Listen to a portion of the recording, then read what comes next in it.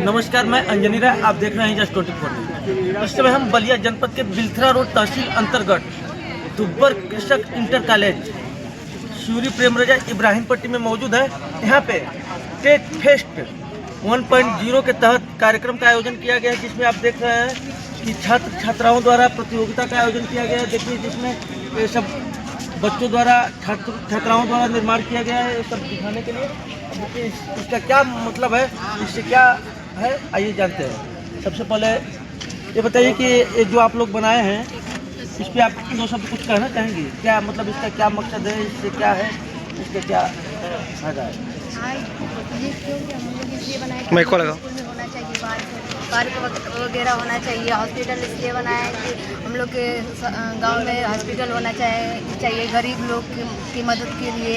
और फिर स्कूल बनाया है कि स्कूल में ये रोड आप देख सकते हैं कैमरामैन, देखिए यहाँ पे ये विद्यालय बनाया गया है और यहाँ पे सब बनाया गया है छात्राओं द्वारा। बहुत ही बढ़िया यहाँ पे कलाकारी का नमूना पेश किया गया है। आइए कैमरामैन, आइए आगे और दिखाते हैं। यहाँ पे सभी छात्राओं ने, लगभग 15 प्रतियोगी छात्राओं ने यहाँ पे भाग लिया है और अपना तरह तरह का प्रोजेक्ट तैयार किया गया है यहाँ पे। आइए हम आपको दिखाते हैं, एक प्रोजेक्ट यहाँ पे है, इसके बारे में आइए जानते हैं। सबसे पहले अपना नाम बताइए। ये बताइए, आपने जो प्रोजेक्ट तैयार किया है, इस प्रोजेक्ट की खासियत क्या है, इसके बारे में आप कुछ बताएं। खासियत ये है, आजकल के किसान खेतों में जाते हैं, खुद से जाके दवा छिड़कते हैं, पानी चलाते हैं, जिससे उनके पैरों से दबकर जो फसल होते हैं काफ़ी नुकसान हो जाता है। लेकिन अगर आप ड्रोन की सहायता से दवा या फिर पानी का छिड़काव करेंगे खेतों में, तो फसल भी अच्छा उगता है। और जो किसान लोग जो दवा छिड़कते हैं वो उनके लिए सेहत के लिए हानिकारक है, तो उनको इन्फेक्शन भी हो जाता है, सेहत के लिए बहुत हानिकारक है। और यहाँ पे हमने एक छोटा सा एनिमल हाउस बनाया है, जिसमें पशु पक्षियों को बांधने, मतलब उनका रख रखाव के लिए। धन्यवाद। अब हम चलते हैं, आगे भी देखते हैं। यहाँ पे बहुत सारे प्रोजेक्ट तैयार हुए हैं और आप देख सकते हैं। कैमरामैन पूरा प्रोजेक्ट आप दिखाते हुए आइए इधर। कैमरामैन इधर भी दिखाइए। देखिए, आप इधर आइए, यहाँ पे देखिए CCTV कैमरा का फैन और सब लगा है यहाँ पे। आइए यहाँ पे जानते हैं कि इस प्रोजेक्ट का क्या महत्व है, यह किस लिए बनाया गया है, किस उपयोग में आएगा। आइए, सबसे पहले अपना नाम बताइए। मेरा नाम आकांक्षा पटेल है। ये बताइए, जो आपने प्रोजेक्ट बनाया है, इसकी क्या खासियत है, इस प्रोजेक्ट से क्या फायदे हैं, इससे क्या क्या आप दर्शाना चाहते हैं? हम इस अकॉर्डिंगली बताना चाहते हैं कि हमारे गांव में इतनी सुविधाएं होनी चाहिए। हॉस्पिटल, स्कूल और अपनी सड़कें, CCTV कैमरा और रोडों पे लाइट्स और पवन चक्की, डस्टबिन सब हमारे गांव में ये सब सुविधाएं उपलब्ध होनी चाहिए। अगर हमारे गांव में हॉस्पिटल होता है, तो मान लीजिए अगर कोई घटना होती है, तो हम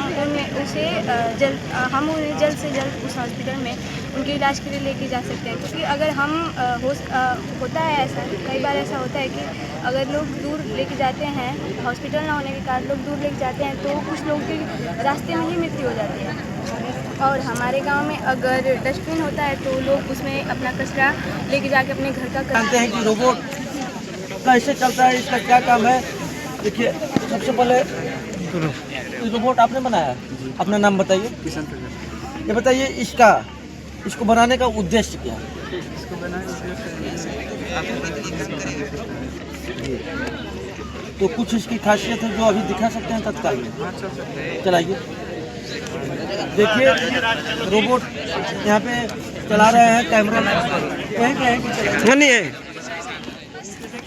आप देख सकते हैं कैमरा में रोबोट को किस तरह से चला, आप देख सकते हैं। और इसी के साथ साथ बहुत सारे उसको चार्ज लगाइए, अभी हम इंटरव्यू करेंगे। यहाँ पे हो रहा है विद्यालय में, दुब्बर कृषक इंटर कॉलेज सूरी प्रेम रजा इब्राहिम पट्टी बलिया में इस तरह का प्रतियोगिता इसलिए हो रहा है कि जो यहाँ पे छात्राएं हैं वो कुछ नया करें।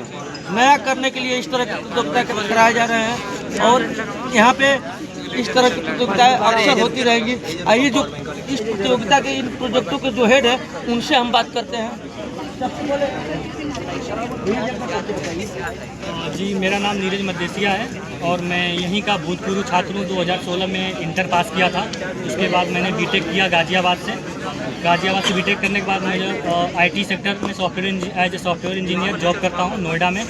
और जॉब के दौरान मैंने अपने MBA की पढ़ाई कंप्लीट की है तो ये आइडिया मेरे पास काफ़ी समय से मेरे दिमाग में चल रहा था। जो मैं अपने कॉलेज टाइम पे 3 से 4 साल मैंने ये इवेंट ऑर्गेनाइज कराया था। तो मुझे कहीं ना कहीं ये मेरे दिमाग में था कि मैं कभी इसको अपने स्कूल या अपने एज अ स्टार्टअप के रूप में कहीं प्रेजेंट करूँ। तो मैं बबलू सर से बात करने के बाद उनको प्रेजेंटेशन देने के बाद वो कन्विंस हुए कि आपको जो भी इवेंट कराना है आप हमारे विद्यालय में आइए और कराइए। उन्होंने हमें परमिशन दिया। बाकी और टीचर और जो भी स्टाफ हैं सभी लोगों ने सपोर्ट किया, अपना क्लास दिया कि आपको रजिस्ट्रेशन से लेकर जो भी प्रोसेस है सारा चीज़ करने के लिए आपको परमिशन है। तो उसके बेसिस पे हमने 2 इवेंट कराए। हमारा स्टार्टअप आइडिया का जो नाम है वो है टेक आरंभ, जो है टेक्नोलॉजी का आरंभ। इसके बाद उसमें हमने टेक्नोलॉजी अपने स्टार्टअप के माध्यम से टेक फेस्ट 1.0 मतलब technical festival as a science fest 1.0 का आयोजन किया है, जिसमें सभी लगभग 150 से ज़्यादा बच्चे पार्टिसिपेट किए हैं। ठीक है, सभी बच्चों में जिसमें 15 टीमें रोबो रेस में पार्टिसिपेट किए हैं, जिसमें बच्चों को हमने 2 दिवसीय प्रोग्राम में ये पार्टिसिपेशन है। पहले दिन हम बच्चों को वर्कशॉप ट्रेनिंग दिए कि कंपोनेंट्स के बारे में बताएं कि कैसे कंपोनेंट्स काम करते हैं और कैसे मॉडल को बनाएंगे और जो भी समस्याएं हैं उनको बनाएंगे। जिसमें 15 टीम रजिस्टर्ड हुई हैं रोबो रेस के लिए और 15 टीमें जो रजिस्टर्ड हुई हैं वो स्मार्ट विलेज सॉल्यूशन के लिए, कि गांव की जो समस्या है उसका हम समाधान और हल कैसे एक मॉडल के थ्रू प्रेजेंट कर सकते हैं। तो इस तरह का आयोजन पहली बार मेरे द्वारा यहाँ पे किया गया है और उम्मीद है कि हमें इस विद्यालय से और बाकी विद्यालयों में मैं अपना इस तरह का आयोजन कराता रहूँगा। आगे भी इस तरह के आयोजन आपके? हाँ, ये हमेशा हर महीने 2 महीने जब भी हमें टाइम मिलेगा और वहाँ के और स्कूल के परमिशन पे हम हमेशा ऐसे इवेंट्स कराते रहेंगे डिफरेंट तरीके से।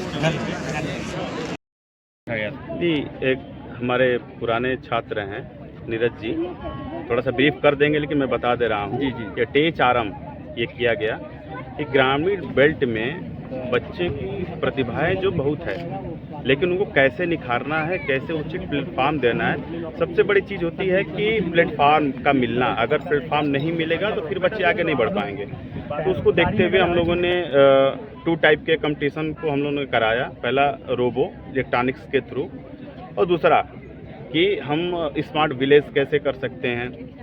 तो इन 2 बिंदुओं पे बच्चों ने बहुत ही बेहतर तरीके से, आप लोगों ने देखा भी कि ये ट्रैक है, इस ट्रैक पर कैसे कम समय में कैसे वो रोबोट सारे टास्क को क्लियर करते हुए वो क्लियर किए। इसके बाद इन बच्चियों ने जो है स्मार्ट विलेज से लेकर के उसमें क्या होने चाहिए, क्या समस्याएं हैं, उनका निदान क्या है, ये सब चीज़ बच्चों ने बताया। सर, आपके दिमाग में कब आया कि बच्चों को टेक्निकल से जोड़ना बहुत ज़रूरी है? नहीं, ये तो विद्यालय है और हम लोग टीचर हैं तो ये जानते हैं कि बिना टेक्निकल हैंड से मजबूत हुए आप इस ज़माने में मजबूत नहीं हो सकते हैं, बच्चे आगे नहीं बढ़ सकते हैं। तो उसको देखते हुए हम लोगों ने प्रयास किया। आज ये छोटा सा प्रयास लग रहा है, आने वाले समय में बहुत ही भव्य तरीके से मैं इसको करने जा रहा हूँ और इसके जो भी कार्ड्स होंगे मैं उसको वो करूँगा, मैं वियर करूँगा। और जहाँ तक ले हमें उम्मीद है कि इधर आसपास किसी भी स्कूल में ऐसा जो ये टेक्नोलॉजी द्वारा ये कार्यक्रम किया जा रहा है जी, किसी के स्कूल में ऐसा नहीं हो रहा है, तो फिर अगले बार क्या इससे और भी बेहतरीन काम करेंगे? क्या है बहुत ही बड़े लेवल में हम लोग ड्रोन सोच रहे हैं कि बच्चे ड्रोन बनाएं और उस ड्रोन कितना वेट लेके ऊपर जा सकता है और उसके क्या यूज हो सकते हैं।